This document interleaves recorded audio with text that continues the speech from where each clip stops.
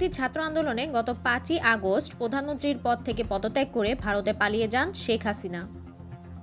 আওয়ামী লীগ সরকারের পতনের পর 8ই আগস্ট নোবেলজয়ী ডক্টর মোহাম্মদ ইউনূসের নেতৃত্বে অন্তর্বর্তীকালীন সরকার গঠন করা হয়।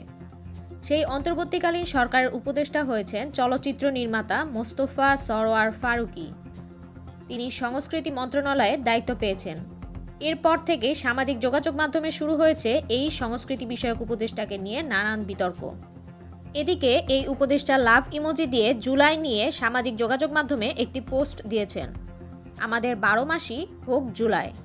সামাজিক যোগাযোগ মাধ্যমে ফেসবুকে দেয়া তার স্ট্যাটাস হুবহু তুলে ধরা হলো। তিনি লিখেছেন, জুলাইয়ের গল্প নানা ফরম্যাটে, নানাভাবে আমাদের বলে যেতেই হবে কেন জুলাই ঘটা অবশ্যম্ভাবী হয়ে উঠল। এর আগে 15 বছর কি হয়েছিল সেই গল্পগুলো বলে যেতে হবে। তিনি আরও লিখেছেন, আজকে বিকাল 4টায় লাল মজলুম নামে একটা দারুণ ইনোভেটিভ থিয়েটার হতে যাচ্ছে ঢাকা বিশ্ববিদ্যালয়ে। রাজু ভাস্কর্যের সামনে থেকেই শুরু হয়ে এটি জাতীয় জাদুঘর পর্যন্ত নিয়ে যাবে। ডক্টর শাহমান মঈনাসের নির্দেশনায় এই থিয়েটারের পারফরমেন্সের সঙ্গে যুক্ত হয়েছে সংস্কৃতি বিষয়ক মন্ত্রণালয়।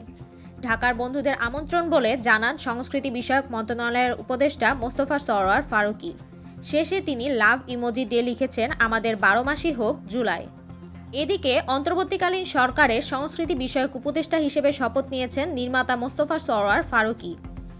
রবিবার সন্ধ্যা 7:30টায় বঙ্গভবনে রাষ্ট্রপতি মোহাম্মদ শাহাবুদ্দিন নতুন উপদেষ্টাদের শপথ বাক্য পাঠ করান। ঢালিউড নির্মাতা মোস্তফা সরোয়ার ফারুকী বৈষম্য বিরোধী ছাত্র আন্দোলনের সময় শুরু থেকেই ছাত্র জনতার পক্ষে আওয়ামী লীগের সন্ত্রাসী নির্যাতনের প্রতিবাদে সরব ছিলেন। কখনো নিজের মতামত প্রকাশ করেন, আবার কখনো সমাজের মানুষের কাছে বিভিন্ন বিষয়ে প্রশ্ন রাখেন। ছাত্র আন্দোলনের শুরু থেকেই তাদেরকে সমর্থন জানিয়ে সামাজিক যোগাযোগ মাধ্যমে কথা বলেন তিনি। Text report, Surma TV 24, Paris, France.